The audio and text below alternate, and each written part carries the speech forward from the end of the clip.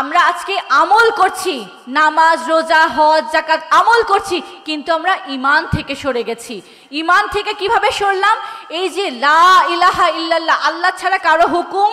মানি না,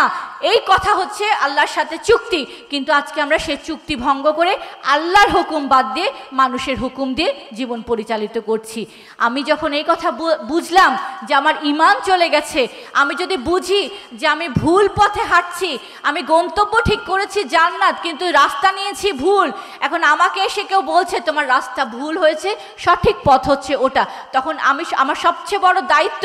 সবচেয়ে বড় কর্তব্য, আমি সবচেয়ে বেশি আমার যে তামান্না থাকবে সেটা হচ্ছে এই ভুল রাস্তাকে ত্যাগ করে আল্লাহর সঠিক রাস্তায় আবারও পরিচালিত হওয়ার জন্য সেই রাস্তায় আমি উঠব, তাই নয় কি?